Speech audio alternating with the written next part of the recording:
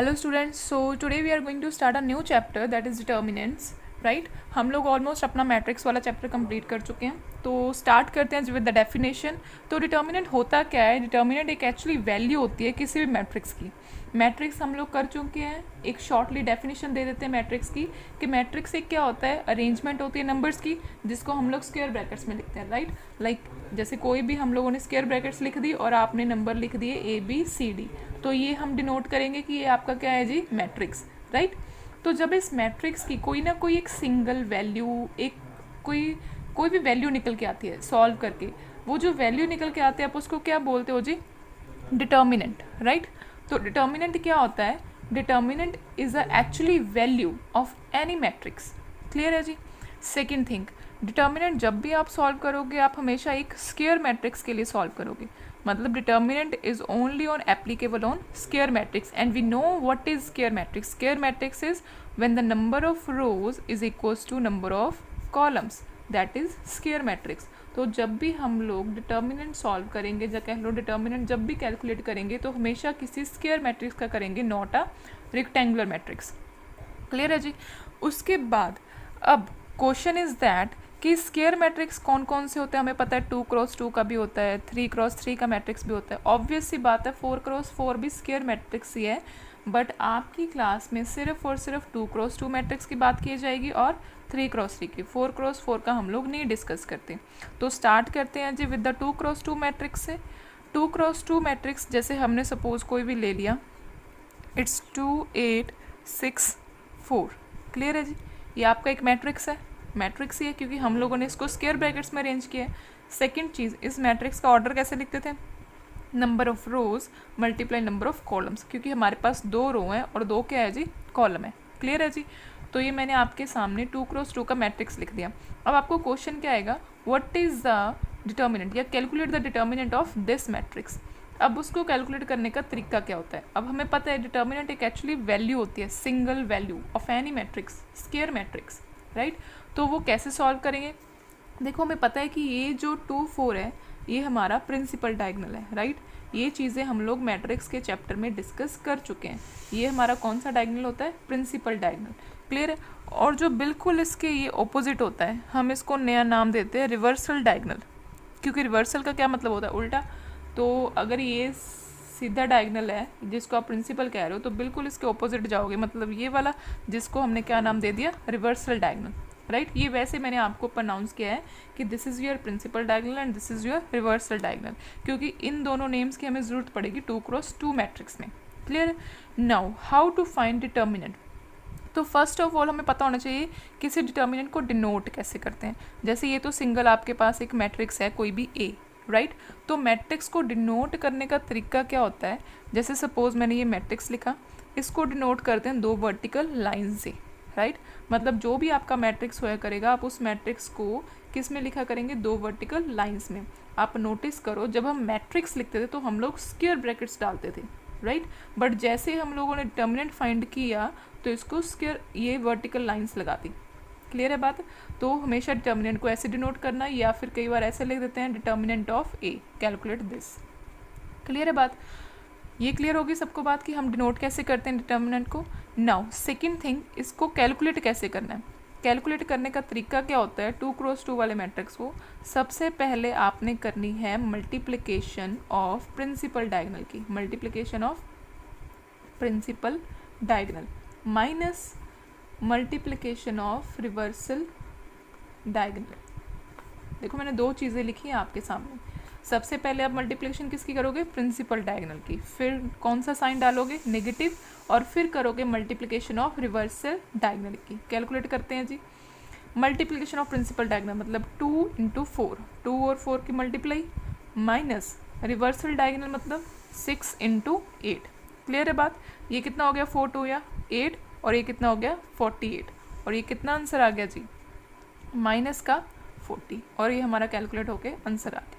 तो ये आपका हो गया A डिटर्मिनेंट, राइट। एक चीज़ और मैं बताना चाहती हूँ, कभी भी इसको आप मॉडुलस में ना देखना, क्योंकि हमें पता है हम मॉडुलस को भी ऐसे ही डिनोट करते हैं। तो इसको डिटर्मिनेंट को कभी मॉडुलस से रिलेट मत करना। मॉडुलस एक अलग चीज़ होती है, डिटर्मिनेंट एक अलग चीज़ होती है। तो हमारा जो A डिटर्मिनेंट है वो आंसर कितना आ गया? -40। अब देखो उसके क्वेश्चन पूछने का क्या तरीका हो सकता था, या तो हो सकता था वो आपको ये ए मैट्रिक्स दे दिया और बोलेगा कि डिटर्मिनेंट ऑफ ए कैलकुलेट करो लाइक दिस, या फिर वो क्या करेगा सीधा बोल देगा कि कैलकुलेट करो दिस थिंग। तो आपको पता होना चाहिए जब उसने ये साइन डाल दिए तो दैट मीन्स वो आपसे क्या पूछ रहा है, डिटर्मिनेंट पूछ रहा है। क्लियर होगी बात। तो ये हो गया 2x2 मैट्रिक्स को सॉल्व कैसे करना है। तो ये आप नोटिस कर सकते हो यहाँ आपकी एक सिंगल वैल्यू निकली, वो कितने निकली, -40। तो this is your determinant of 2x2 matrix.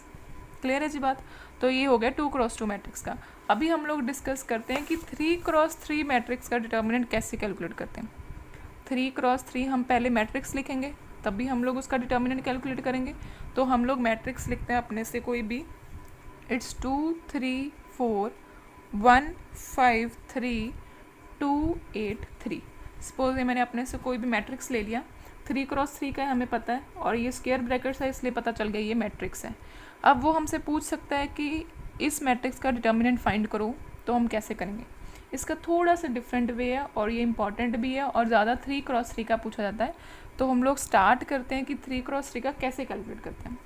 देखो जब भी 3x3 का मैट्रिक्स का आपने डिटर्मिनेंट कैलकुलेट करना हो तो यूजुअली क्या होता है कि हम लोग किसी रो या एक किसी कॉलम को एक्सपेंड करते हैं।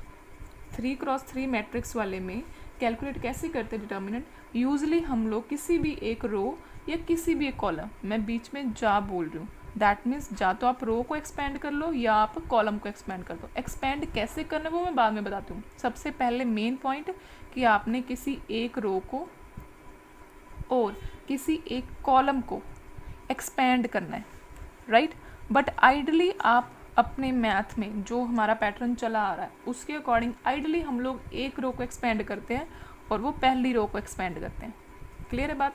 जैसे कि आप नोटिस करो ये आपकी पहली रो है, ये आपकी दूसरी रो है, ये आपकी तीसरी रो है। Similarly first column, second column, third column, right. मैंने आपको फर्स्ट पॉइंट क्या बोला कि आपने किसी एक रो को या एक कॉलम को एक्सपेंड करना है। क्लियर है बात। बट आइडली हम लोग अपने क्वेश्चंस में क्या करते हैं, ईजिली वे में पहली रो को एक्सपेंड करते हैं। पहली रो हमारी ये होगी, मैंने बॉक्स में डाल दिया ताकि आपको कोई परेशानी ना हो। तो ये हमारी पहली रो होगी, हम लोग इसको एक्सपेंड करेंगे। क्लियर है बात।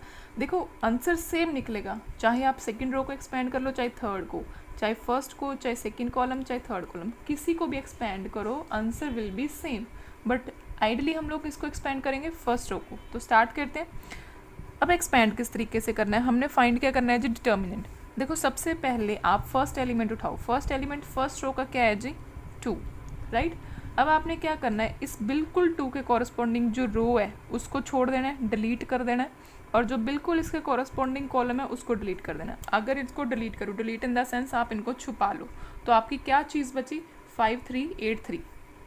आप उसको इस फॉर्म में लिख लो, 5383। क्लियर है बात। देखो मैंने सिंपली कुछ नहीं किया, पहले फर्स्ट एलिमेंट उठाया, उसके कॉरस्पॉन्डिंग रो इसको डिलीट कर दिया, राइट। और उसके बाद जैसे कि मैं क्या करूँ, इस बिल्कुल 2 के कॉरस्पॉन्डिंग ये वाली कॉलम है इसको डिलीट कर दूँ, तो आपके पास जो एलिमेंट बचे वो कौन कौन से बचे, 5383। तो उस 5383 को मैंने यहाँ पे लिख लिया। अब ध्यान से देखो मैंने इसको डिटर्मिनेंट में लिखा, मतलब ऐसे वर्टिकल लाइंस में लिखा। क्लियर है बात। अब उठाओ आप सेकेंड एलिमेंट। सेकेंड एलिमेंट क्या है जी, 3। अब एक चीज़ नोटिस करना, यहाँ पे मैं साइन नेगेटिव लगा रही हूँ। अभी के लिए फ़िलहाल ऐसे याद रख लो कि यहाँ पे साइन आपने कौन सा लगाना है, नेगेटिव। ये बाद में बताऊंगी कि यहाँ पे नेगेटिव क्यों लिया। क्लियर है। देखो बाकी सारी जगह पॉजिटिव लेना है, इसके आगे मैंने कुछ नहीं लगाया, दैट मीन्स पॉजिटिव चल रहा है। सिर्फ इसके आगे कौन सा लगाना है, नेगेटिव। फिर से वही काम, इस 3 के कॉरस्पॉन्डिंग रो छुपा लो और बिल्कुल इसके कॉरस्पॉन्डिंग छुपा लो कॉलम। तो जो बाकी बचे, क्या क्या बचे, 1 3 2 3, उसको आप लिख लो ऐसे लाइन्स में, 1 3 2 3। नेक्स्ट एलिमेंट कौन सा बच गया जी, 4। तो प्लस का 4, सिमिलरली वही काम, 4 के कॉरस्पॉन्डिंग आपने छुपा ली रो और ये छुपा लिया आपने कॉलम, तो बाकी बच गया 1 5 2 8। तो यहाँ पे लिख लिया 1 5 2 8। क्लियर है बात। तो फर्स्ट स्टेप मैं दोबारा बता रही हूँ, जब भी 3x3 मैट्रिक्स का आपने डिटर्मिनेंट कैलकुलेट करना हो तो आप first of all first row को एक्सपेंड करोगे। एक्सपेंड करने का तरीका होगा ये। चलो अगर बाय चांस आप सेकंड रो को भी एक्सपेंड करते, सेकंड रो का पहला एलिमेंट क्या है जी, 1 है, तो आप क्या करते, 1 के कॉरस्पॉन्डिंग रो डिलीट करते लाइक दिस, और 1 के कॉरस्पॉन्डिंग कॉलम डिलीट करते, तो जो बाकी बच गए 3 4 8 3, फिर आप वो लिखते यहाँ पे। क्लियर है, समझ लगी बात। तो इस तरह आप किसी भी रो को, किसी भी कॉलम को एक्सपेंड करने का तरीका ये होता है कि जब भी आप कोई एलिमेंट उठाओ उसके कॉरस्पॉन्डिंग रो और उसके कॉरस्पॉन्डिंग कॉलम को डिलीट कर दो, जो बाकी बच गया उसको लिख दो ऐसे। क्लियर। पर अगर आप सेकंड रो को भी डिलीट करोगे तो आप ये नोटिस करना कि इस एलिमेंट और इस एलिमेंट के आगे नेगेटिव साइन लगेगा, राइट। एक्चुअली बात ये होती है कि जैसे ये आपके सामने डिटर्मिनेंट है, हम लोग कौन कौन से एलिमेंट के आगे नेगेटिव साइन लगाते हैं, ये 4 जगह लगाते हैं। इस तरह आप याद रख सकते हो, एक इस एलिमेंट के आगे, एक इस एलिमेंट, और एक दिस वन और एक दिस वन। क्लियर है। अब ये नेगेटिव साइन लगता क्यों है, ये कंसेप्ट कुछ और है, तो ये हम बाद में डिस्कस करेंगे। फिलहाल के लिए आप सिर्फ ये याद रखो कि नेगेटिव साइन इन एलिमेंट्स के आगे लगता है, ये कंसेप्ट ही अलग है, इसको बाद में डिस्कस करेंगे। तो क्लियर है बात। 2 और 4 के आगे पॉजिटिव साइन, और 3 इस पोजीशन पे था तो इसलिए मैंने उसके आगे कौन सा साइन लगा दिया, नेगेटिव। अब तो सिंपल हो गया क्वेश्चन। अब आप नोटिस कर सकते हो ये जो डिटर्मिनेंट दिख रहे हैं आपको, ये कौन से ऑर्डर के दिख रहे हैं, 2 क्रॉस 2 के। और 2 क्रॉस 2 के तो हम लोग अभी डिस्कस करके आए हैं। कैसे सॉल्व करते हैं जी, प्रिंसिपल डायगोनल की मल्टीप्लिकेशन, मतलब कि हो गया 15 माइनस रिवर्सिबल डायगोनल की multiplication 24। Clear. Similarly principal diagonal की मल्टीप्लिकेशन माइनस रिवर्सिबल डायगोनल की मल्टीप्लिकेशन प्लस 4 प्रिंसिपल डायगोनल की मल्टीप्लिकेशन, बस ये याद रखना नेगेटिव साइन लगता है इनके बीच में, माइनस रिवर्सिबल डायगोनल की मल्टीप्लिकेशन दैट इज 10। क्लियर है बात। उसके बाद इसको सॉल्व कर लो जी। 2 इंटू 15 माइनस 24, जब हम कैलकुलेट करेंगे तो ये क्या आएगा जी, माइनस का 9, माइनस का 3, 3 माइनस 6 हो गया माइनस का 3। क्लियर है बात। प्लस 4, 8 माइनस 10 हो गया माइनस का 2, बस इसको सॉल्व कर लो। माइनस के 18 माइनस माइनस प्लस के 9 माइनस के 8, जैसे मर्जी सॉल्व कर लो। पहले इन दोनों को सब्ट्रैक्ट कर लो तो ये आ गया 1, तो ये कैलकुलेट होकर कितना हो गया, माइनस 18 प्लस के 1 कितना होता है जी, माइनस का 17। तो ये एक सिंगल वैल्यू निकल के आ गई है which is your value of determinant. Clear है। तो हमने स्टार्ट करा था एक मैट्रिक्स से, और मैट्रिक्स से जब एक सिंगल वैल्यू निकल के आती है तो आप उसको क्या बोलते हो, डिटर्मिनेंट।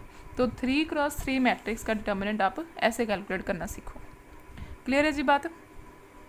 तो सिंपल सी बात है, एक बार फिर से दोबारा बता देती हूँ, जब भी 3 क्रॉस 3 का आज ही कैलकुलेट करना तो आपने यूजुअली फर्स्ट रो को एक्सपेंड करना है। एक्सपेंड करने का तरीका आई वाज टोल्ड यू कि सबसे पहले करना क्या है कि आपने एक्सपेंड करने से स्टार्ट करना, फर्स्ट एलिमेंट उठाना है, सेकंड और थर्ड एलिमेंट एक्सपेंड, वही तरीका, कॉरस्पॉन्डिंग रो और कॉलम डिलीट करनी है, बाकी एलिमेंट लिख लेने हैं।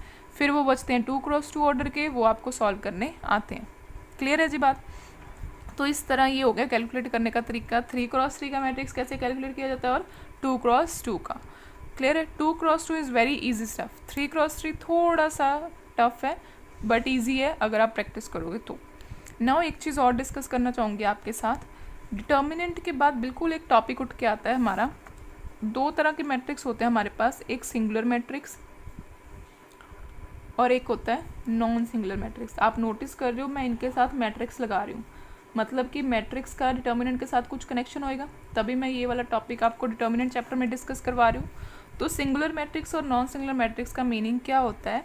सिंगुलर मैट्रिक्स वो मैट्रिक्स होता है जब किसी मैट्रिक्स का डिटर्मिनेंट 0 के इक्वल आ जाए तो आप उसको सिंगुलर मैट्रिक्स बोलते हो। क्लियर है। और जब किसी मैट्रिक्स का डिटर्मिनेंट नॉन ज़ीरो आ जाए तब आप उसको क्या बोलते हो, नॉन सिंगुलर मैट्रिक्स। क्लियर है जी। 2 चीज़ें बोली मैंने आपको। सिंगुलर मैट्रिक्स वो मैट्रिक्स होता है जब मैट्रिक्स का डिटर्मिनेंट क्या आ जाए जी, 0, और नॉन सिंगुलर मैट्रिक्स जब मैट्रिक्स का डिटर्मिनेंट आ जाए नॉन ज़ीरो। तो हम लोग डिस्कस कर लेते हैं विद एग्जांपल, ये बहुत इंपॉर्टेंट रिजल्ट है। हम एक एग्जांपल लेते हैं अपने से, जैसे कि मैं आपके सामने एक मैट्रिक्स ले रही हूँ 2 4 3 6। क्लियर है जी बात। ये मैंने आपके सामने एक एग्जांपल ली है 2 क्रॉस 2 का है। क्लियर। वो हमसे क्वेश्चन ऐसे कर रहा है कि whether it is a singular matrix और नॉट, क्या ये सिंगुलर मैट्रिक्स है या नहीं है। अब देखो सिंगुलर मैट्रिक्स पूछा है तो सीधा दिमाग में आएगा कि हम लोग पहले डिटर्मिनेंट फाइंड करते हैं, तो ठीक है क्लियर है। इसका डिटर्मिनेंट फाइंड आउट करना हमें आता है 2 क्रॉस 2 का। सबसे पहले हम मल्टीप्लिकेशन करते हैं प्रिंसिपल डायगोनल की। 2 × 6 कितना हो गया जी, 12। फिर नेगेटिव साइन आता है, फिर हम मल्टीप्लिकेशन करते हैं रिवर्सल डायगोनल की, दैट इज़ 4 × 3 कितना आ गया जी, 12, विच इज़ इक्वल्स टू 0। तो डायरेक्ट पता चल रहा है कि हमारा डिटर्मिनेंट क्या आ गया, 0। तो सीधा रिजल्ट इससे क्या निकलता है कि ये कौन सा मैट्रिक्स है, सिंगुलर मैट्रिक्स। क्लियर है जी बात। कई बार ऐसे पूछ लेगा कि इसका डिटर्मिनेंट फाइंड करो, कई बार ऐसे पूछ लेगा कि whether it is a singular और नॉट। तो सिंगुलर और नॉट की बात कर ही ली है तो सीधा आप क्या कैलकुलेट करोगे, डिटर्मिनेंट। एक और एग्जांपल लेते हैं, जैसे कि मैं आपके सामने एग्जांपल लूँ 2 1 10 5, सपोज मैंने ये एग्जांपल ले ली। ये आप चेक करोगे डिटर्मिनेंट ऑफ ए, तो आप कैलकुलेट करोगे multiplication of principal, that is 2 × 5, कितना हो गया 10, माइनस मल्टीप्लिकेशन ऑफ रिवर्स, ये भी 10 आएगा। अगेन इट इज़ 0, अगर डिटर्मिनेंट 0 आ जाए फिर आप इसको अगेन क्या बोलोगे, सिंगुलर मैट्रिक्स। अब एक और एग्जांपल लेते हैं, सपोज मैट्रिक्स ले लिया 2 1 7 4, क्लियर है जी। 2 × 2 का है, फाइंड आउट करना है कि ये सिंगुलर मैट्रिक्स है या नॉन सिंगुलर। फिर वही एक बात हम लोग एक ही चीज़ से फाइंड आउट कर सकते हैं, डिटर्मिनेंट से। डिटर्मिनेंट कैसे कैलकुलेट करोगे, मल्टीप्लिकेशन ऑफ प्रिंसिपल डायगोनल, मतलब ये 8 आ गया 2 × 4, माइनस मल्टीप्लिकेशन ऑफ रिवर्सल 7 × 1 7, 8 - 7 1 आ गया, which is not equal to 0। तो ये कौन सा मैट्रिक्स है जी, नॉन सिंगुलर मैट्रिक्स। क्लियर है जी। आई होप आपको इसका डिफरेंस क्लियर हो गया होगा सिंगुलर और नॉन सिंगुलर का। तो क्लियर है जी। तो आज हमने जो डिस्कस किया है, नॉर्मली एक हमने 2 × 2 का डिटर्मिनेंट कैसे कैलकुलेट करते हैं मैट्रिक्स का, 3 × 3 डिटर्मिनेंट अगर आ जाए मैट्रिक्स तो उसका कैसे कैलकुलेट करते हैं, एंड सेकंड थिंग सिंगुलर और नॉन सिंगुलर मैट्रिक्स क्या होते हैं उसका डिफरेंस हम लोगों ने क्लियर करना सीख लिया। तो क्लियर है। तो आज की वीडियो में फ़िलहाल आपका सिर्फ इतना ही। अगर आपको कोई चीज़ ना समझ लगी हो तो पूछ लीजिएगा कमेंट बॉक्स में कमेंट करके, तो हम लोग उसको नेक्स्ट वीडियो में डिस्कस कर लेंगे। क्लियर है जी। तो नेक्स्ट वीडियो में हम लोग अपने डिटर्मिनेंट चैप्टर का एक नया टॉपिक स्टार्ट करेंगे। Clear, thank you.